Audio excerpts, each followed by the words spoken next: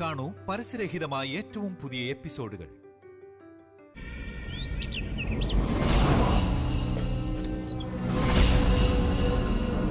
പറ ജാവേദേ, എവിടെയായിരുന്നു ഇത്രയും ദിവസം? മടിക്കണ്ട, പറഞ്ഞോ. വേറെ രക്ഷയില്ല. സത്യം പറഞ്ഞേ പറ്റൂ. അവിനാഷിന് മദ്യത്തിൽ വിഷം കലർത്തി കൊടുത്തത് ജാവേദാണെന്ന് ഞങ്ങൾക്ക് നന്നായിട്ടറിയാം. അറിയേണ്ട രണ്ട് കാര്യങ്ങളേ ഉള്ളൂ. ആർക്ക് വേണ്ടി? അതിന് ജാവേദിന് എത്ര കിട്ടി? അപ്പോ ആദ്യം പറഞ്ഞു തുടങ്ങിക്കോ. അവിനാഷിന് വിഷം കലർത്തിയ മദ്യം നൽകി ആ കല്യാണ സ്ഥലത്ത് വണ്ടി കൊണ്ട് നിർത്തുന്നത് വരെ നീ കൂടെ ഉണ്ടായിരുന്നു. പിന്നെ മുങ്ങി. എങ്ങോട്ട്? ഞാൻ കൊച്ചിയിലായിരുന്നു സാർ. കൊച്ചിയിലെവിടെ? പോന്നക്കര. ഒരു കൂട്ടുകാരനെ ഏർപ്പാടാക്കി തന്ന സ്ഥലത്തായിരുന്നു സാറേ. എത്ര കിട്ടി നിനക്ക്? സാറേ, ഞാനല്ല സാറേ, എനിക്കൊന്നും അറിയത്തില്ല സാറേ. പേടിച്ചിട്ടാ ഞാൻ ഒളിവിൽ നിന്നത്. എന്തിനാ പേടിക്കുന്നത്? നിരപരാധിയാണെങ്കിൽ നിന്നെ ആരും ഒന്നും ചെയ്യില്ല. അങ്ങനെയല്ല സാറേ. അന്ന് സാറിനെ അവിടെ വിട്ടിട്ട് ഞാനൊരു സിഗരറ്റ് വലിക്കാൻ വേണ്ടി പോയതാ. അത് കഴിഞ്ഞ് തിരിച്ചു വന്നപ്പോ അവിടെ പോലീസും ബഹളമൊക്കെയാ. അതുകൊണ്ടാ സാറേ ഞാൻ ഒളിവിൽ പോയത്. അപ്പോ അവിനാഷിനെ വിട്ടിട്ട് ജാവേദ് സിഗരറ്റ് വലിക്കാൻ പോയി അല്ലേ? അതെ സാറേ. അങ്ങനെ പോകുന്നതിനിടയിൽ നീ ആരെങ്കിലും കണ്ടായിരുന്നു? കണ്ടു. നീ അയാളുമായി സംസാരിക്കുകയും ചെയ്തു, ശരിയല്ലേ? ഇല്ല ഇല്ല സാറേ. ഞാനവിടെ സിഗരറ്റ് വലിച്ചുകൊണ്ടിരുന്നപ്പോ ഒരു കൂട്ടുകാരനെ കണ്ടു. അപ്പോ കുറച്ചു നേരം സംസാരിച്ചുകൊണ്ട് നിന്നു. ജാവേദേ, നീ കടയിൽ പോയി സിഗരറ്റ് വലിച്ചു, അതുവരെ കഥ ഓക്കെ. പക്ഷേ അത് കഴിഞ്ഞ് നീ തിരികെ കാറിനടുത്തേക്ക് വന്നില്ല. വന്നു നീ പറയുന്നത് കളവ. അതുവഴി വന്ന ബൈക്കിൽ ലിഫ്റ്റ് വാങ്ങി നീ പോയി. അല്ലെങ്കിൽ നിന്നെ കൊണ്ടുപോകാൻ ബൈക്കുമായി ഒരാൾ അവിടെ കാത്തു നിന്നിരുന്നു. സാർ എന്തൊക്കെയായി പറയുന്നേ? ജാവേദേ, നിന്റെ പ്ലാനിങ് നീ കറക്റ്റായി എക്സിക്യൂട്ട് ചെയ്തു. സാറേ, ഞാനല്ല സാറേ. വിശ്വസിക്കും സാറേ, ഞാനല്ല സാറേ. ശാസ്ത്രീയമായ എല്ലാ തെളിവുകളും ശേഖരിച്ചിട്ട് ഞങ്ങൾ നിന്നെ ചോദ്യം ചെയ്യുന്നത്. ഇനി ഒറ്റ ചോദ്യം: ആരാ അവിനാഷിനെ കൊല്ലാനുള്ള കൊട്ടേഷൻ ഏൽപ്പിച്ചത്?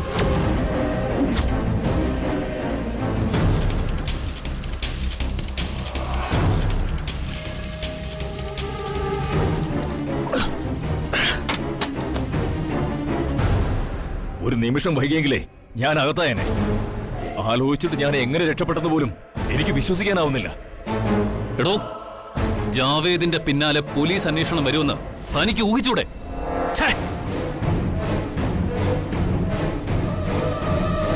അല്ല, താനെന്തിനാ ജാവേദിനെ വിളിച്ചോണ്ട് വന്നത്? അവൻ പിടിക്കപ്പെട്ട എനിക്ക് കുഴപ്പമാ സാറേ. എനിക്ക് കുഴപ്പമാവെന്ന് വെച്ചാൽ അത് നമുക്കെല്ലാം കുഴപ്പമാണ്. സാർ MP ആണെന്ന് പറഞ്ഞാലൊന്നും ചിലപ്പോ രക്ഷപ്പെട്ടെന്ന് വരില്ല. ആരാടോ ഇതിന് പിന്നില്? ആ DK ആണോ? അല്ല, അവിടെ നിങ്ങൾക്ക് തെറ്റി. എന്നെ പിന്നിൽ നിന്ന് അടിച്ചു വീഴ്ത്തിയതും ജാവേദിനെ പോലീസിൽ ഏൽപ്പിച്ചതും ഒരാളാ, ജ്യോതി.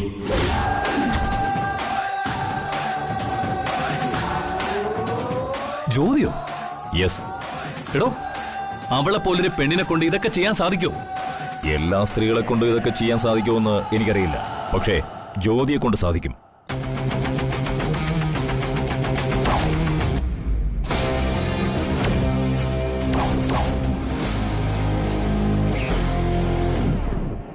അല്ല, സാർ എന്തായി ആലോചിക്കുന്നത്? ജാവേദിനെ ജാമ്യത്തിൽ ഇറക്കുന്ന കാര്യമാണോ? അവൻ പോലീസിനോട് എന്തെങ്കിലും തുറന്നു പറഞ്ഞാൽ പെടുന്നത് താനായിരിക്കും. പണം ഞാൻ തരാം.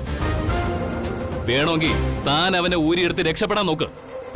സാറ് പേടിക്കണ്ട. എന്നെയും അവനെയും തമ്മിൽ കണക്ട് ചെയ്യാൻ ഒരു തെളിവ് പോലും പോലീസിന് കിട്ടിയിട്ടില്ല. പോലീസ് അന്വേഷിക്കുന്നത് അവിനാഷിന്റെ മരണം മാത്രമായിരിക്കും. എന്തൊക്കെ സംഭവിച്ചാലും നമ്മളുമായി ബന്ധപ്പെട്ട ഒരു കാര്യവും അവൻ ആരോടും പറയില്ല. അത് എനിക്കുറപ്പാ. പിന്നെ DKയുടെ തോട്ടം കത്തിച്ച കാര്യം അവനെ കൊന്നാലും അവൻ പറയത്തില്ല. മൂർത്തി, ആ കമ്മീഷണറുടെ കയ്യിൽ അവനെ കിട്ടിയിരിക്കുന്നത്. എടോ, അയാൾ അവനെ ഇടിച്ച് ചതച്ച് പിഴിഞ്ഞെടുക്കും. പോലീസിന്റെ ചോദ്യം ചെയ്യല് അവനെ കൊണ്ട് താങ്ങാൻ പറ്റത്തില്ല. താനൊരു കാര്യം ചെയ്യ, ഏതെങ്കിലും ഒരു നല്ല വക്കീലിനെ ഏർപ്പാടാക്ക്. എന്താ വേണ്ടെന്ന് ഞാൻ പറഞ്ഞുതരാം.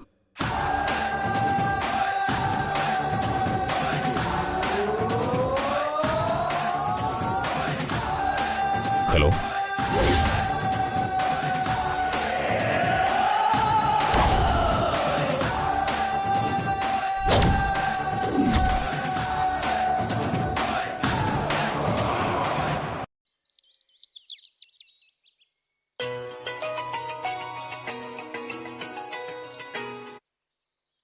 ഹലോ,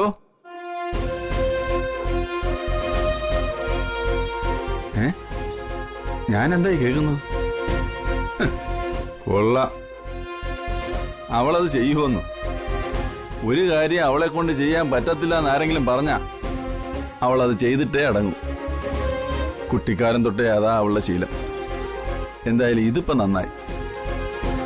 അവൻ ചത്തതിന്റെ പേരില് പോലീസുകാരുടെ കയ്യിൽ നിന്ന് അവളും കുറച്ച് ബുദ്ധിമുട്ട് അനുഭവിച്ചാണല്ലോ. അതുകൊണ്ട് തന്നെ ഇത് അവളുടെ ഒരു വാശിയായിരിക്കും. എന്നാ ശരി.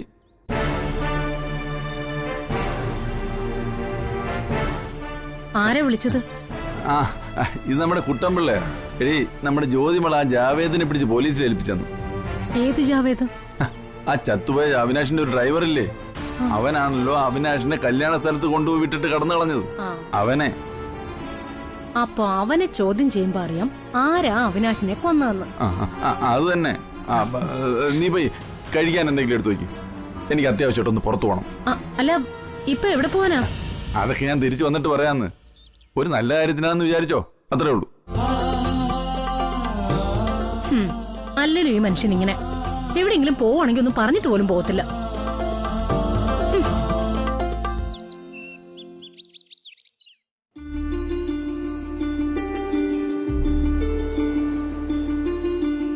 സുപ്രിയെ, നിന്റെ കണക്ക് കൂട്ടലെല്ലാം തെറ്റിയോ? ഇങ്ങോട്ട് വരാൻ തീരുമാനിക്കുമ്പോ ഉണ്ടായിരുന്ന പ്രതീക്ഷയൊക്കെ ഇല്ലാണ്ടായോ? നീ സുപ്രിയയാണെന്ന് DKയോട് പറയാൻ എന്തേ പറ്റുന്നില്ല? ജ്യോതിയും DKയും തമ്മിലുള്ള ആത്മബന്ധത്തിന്റെ ആഴമാണ് നിന്നെ DKയിൽ നിന്ന് അകറ്റി നിർത്തുന്നത്. കമലേച്ചി പറഞ്ഞു തിരിച്ചു പോവാന്ന്. പക്ഷെ എനിക്കതിന് കഴിയുന്നില്ല. DKയുടെ സാമീപ്യം ഞാൻ വല്ലാതെ ആഗ്രഹിക്കുന്നു. ആഗ്രഹിച്ചിട്ട് എന്താ കാര്യം? തുറന്നു പറയാനുള്ള ധൈര്യം കൂടെ കാണിക്കണ്ടേ? അബദ്ധമായി പോയത് എന്താണെന്നറിയോ? നീ ആ കത്ത് എഴുതിയത്.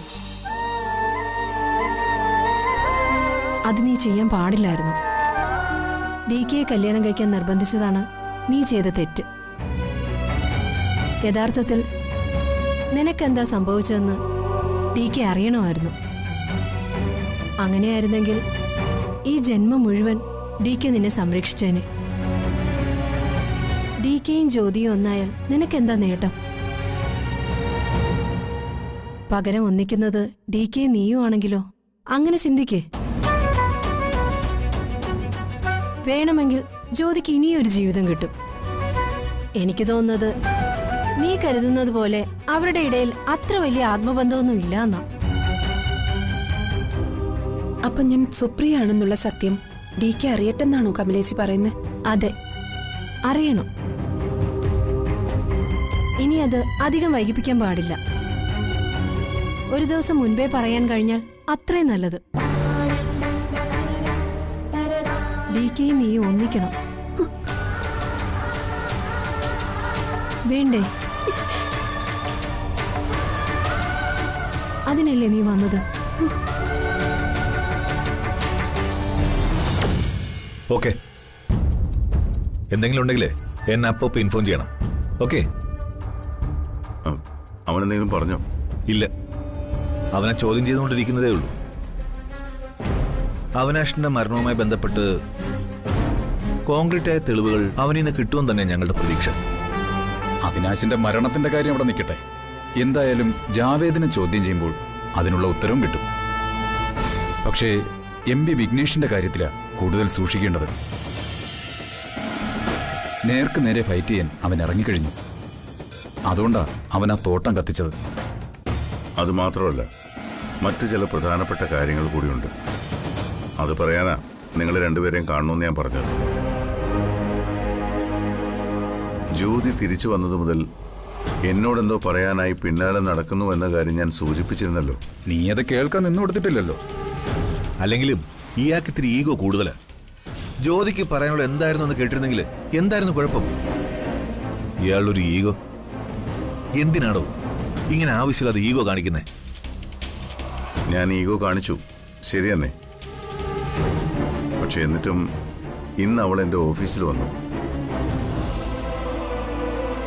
എന്നിട്ട് അവൾക്ക് പറയാനുള്ളത് താൻ കേട്ടല്ലോ. കേട്ടു. അപ്പോഴാണ് കാര്യങ്ങളുടെ യഥാർത്ഥ വശം എനിക്ക് മനസ്സിലായത്. ഈ സംഭവങ്ങൾക്കെല്ലാം പിന്നിൽ അവൻ തന്നെയാ, ആ വിഘ്നേഷ്. ജ്യോതിയെ ഭീഷണിപ്പെടുത്തി എല്ലാം ചെയ്യിച്ചതും അവനാ. ഞാൻ തന്നെയാ അവളെ നിന്റെ ലൈഫിൽ നിന്ന് അകറ്റിയത്. അതെങ്ങനെയാണെന്നറിയോ? നിന്നെ കൊല്ലുവെന്ന് ഭീഷണിപ്പെടുത്തിയിട്ടാ അവളതിന് സമ്മതിച്ചത്. നിങ്ങൾക്കും നിങ്ങളുടെ കുടുംബത്തിനും ഒരു പോറല് പോലും ഏൽക്കാതിരിക്കാൻ വേണ്ടിയിട്ടാ ഞാനിതൊക്കെ ചെയ്തത്. അപ്പോ തന്റെയും കുടുംബത്തിന്റെയും ജീവൻ രക്ഷിക്കാൻ വേണ്ടിയിട്ട് ജ്യോതി അമരാവതി വിട്ട് ഇറങ്ങിപ്പോയത് അല്ലേ? അതെ. പക്ഷെ എന്റെ ചോദ്യം അതല്ല. അങ്ങനെ ഒരു സംഭവം ഉണ്ടെന്ന് അവൾ എന്തിനെ എന്നോടൊന്ന് മറച്ചു വെച്ചു? അന്നത് അവൾ എന്നോട് പറഞ്ഞിരുന്നെങ്കിൽ ഇതിനെല്ലാം ഉള്ള പരിഹാരം ഞാൻ കാണുമായിരുന്നു. ആ MP വിഘ്നേഷ് ഇത്രയും പ്രശ്നങ്ങൾ ഉണ്ടാക്കുമായിരുന്നോ?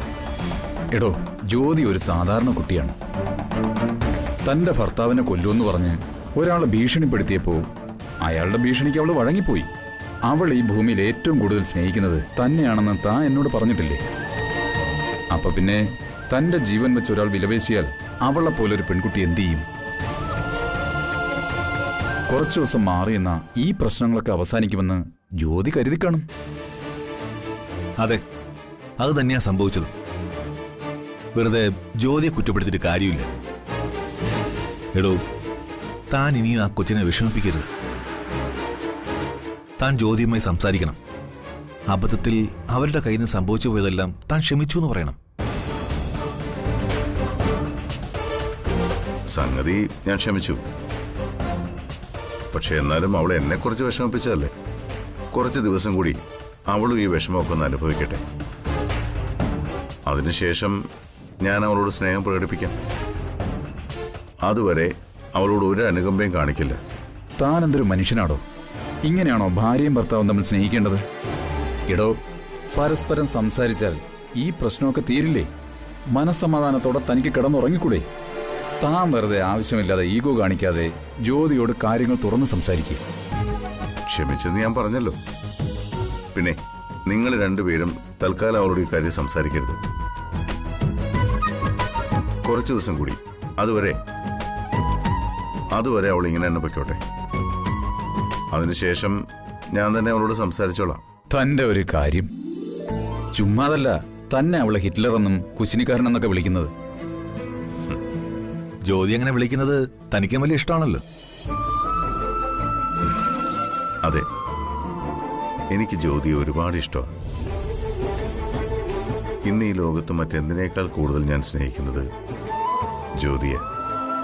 പക്ഷേ അവളുടെ മണ്ടത്തരത്തിനും എടുത്തിയാട്ടത്തിനും ഒരു ചെറിയ ശിക്ഷ അത് വേണം. അതിനുള്ള പണിഷ്മെന്റ് ഇത്.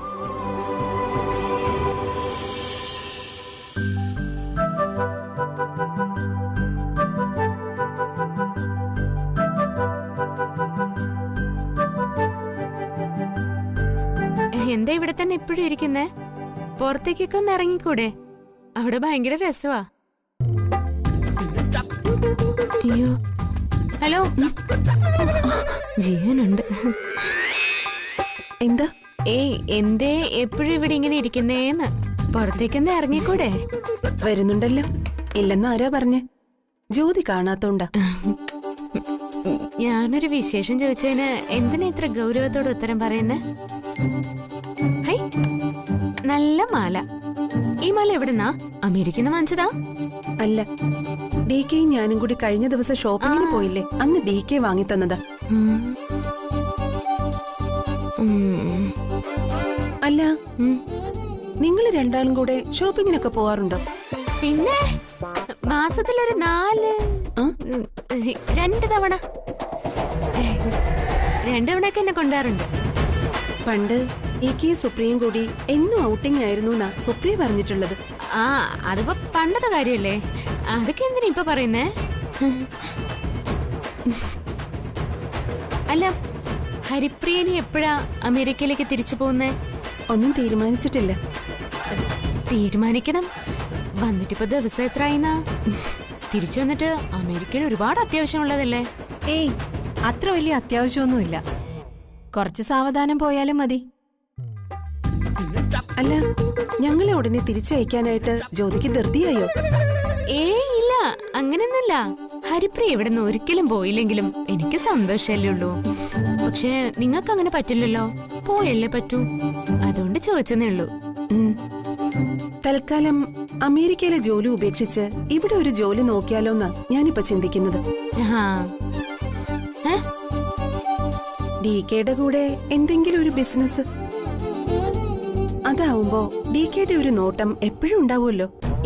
ഏയ്, അതൊന്നും വേണ്ടെന്നേ. ബിസിനസ് കേരളത്തിൽ ഇപ്പോ ഭയങ്കര നഷ്ടാ. പിന്നെ ഏട്ടനാണെങ്കിൽ ഭയങ്കര തിരക്കുമല്ലേ. നോക്കാൻ പോയിട്ട് ഒന്ന് ശ്രദ്ധിക്കാൻ പോലും സമയം കിട്ടിയെന്ന് വരില്ല. തന്നെയുമല്ല, ഇവിടെ എന്ത് ചെയ്താലും അമേരിക്കയിലെ പോലെ അത്ര മെച്ചമൊന്നും ഇല്ലെന്നേ. തിരിച്ചുപോയി അമേരിക്കയിൽ ഒരു ബിസിനസ് തുടങ്ങുന്നേ നല്ലത്. ഞങ്ങൾക്ക് അഭിമാനിക്കാലോ. എനിക്ക് അമേരിക്ക അങ്ങ് മടുത്തു. ഇവിടെ തന്നെ ജീവിക്കാനാ എനിക്കിഷ്ടം. ജ്യോതി, നമ്മുടെ നാടും വീടും പ്രിയപ്പെട്ടവരും ഒക്കെ കഴിഞ്ഞേ ഉള്ളൂ നമുക്ക് മറ്റെന്തും. ഇവിടെ ആകുമ്പോ ഡി കെ ഉണ്ട്, അമ്മയുണ്ട്, മരുമക്കളും മക്കളും എല്ലാം ഉണ്ട്. അപ്പൊ പിന്നെ ഞാനും ഇവിടെയൊക്കെ തന്നെ കാണും. അപ്പോ ഉടനെ ഒന്നും പോകുന്നില്ലല്ലേ? ഇല്ല. എന്നാ ശരി, ഞാനും കൂടി ചെല്ലട്ടെ. അയ്യോ,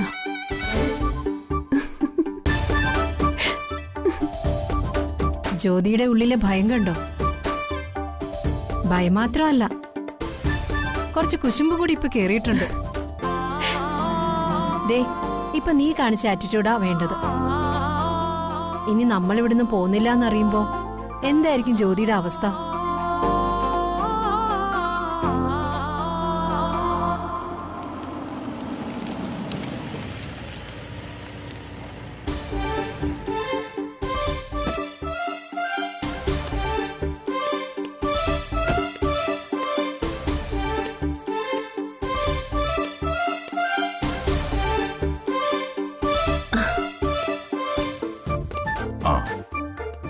ഇതൊരു സാരിയാ.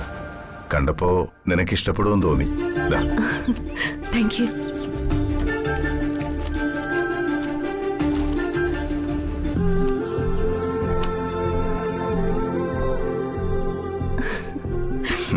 ഇഷ്ടപ്പെട്ടോ? ഏട്ടാ, എനിക്കൊരു കാര്യം പറയാനുണ്ടായിരുന്നു. പറയാലോ, എന്ത് വേണമെങ്കിലും പറയാലോ അല്ലേ ഹിറ്റ്ലറെ? എന്നാ പിന്നെ തുടങ്ങിക്കോ, നമുക്ക് വിശദമായിട്ട് ചർച്ച ചെയ്യാം. എന്തു പറ്റി? ഒന്നും സംസാരിക്കാനില്ലേ? ഹരിപ്രിയക്ക് സംസാരിക്കാനുള്ളത് എന്നോടാ, നിന്നോടല്ല. അതിനിപ്പോ എന്താ കുഴപ്പം? ഞാനിവിടെ നിന്ന് എന്തെങ്കിലും കുഴപ്പമുണ്ടോ? അതോ ഞാൻ അറിയാൻ പാടില്ലാത്ത എന്തെങ്കിലും കാര്യമാണോ പറയാനുള്ള? അതൊന്നും നീ അറിയേണ്ട ആവശ്യമില്ല. ആവശ്യമുണ്ടോ ഇല്ലയോ എന്ന് ഞാനാണല്ലോ തീരുമാനിക്കേണ്ടത്. അല്ല, ഇതെന്ത് സമ്മാനം വാങ്ങി തന്നത്? ഞാനും നോക്കട്ടെ. ആഹാ, സാരിയോ? കൊള്ളാലോ. നീ ഈ കാണിക്കുന്നത് വളരെ ചീപ്പാ. ആണോ? ജ്യോതി,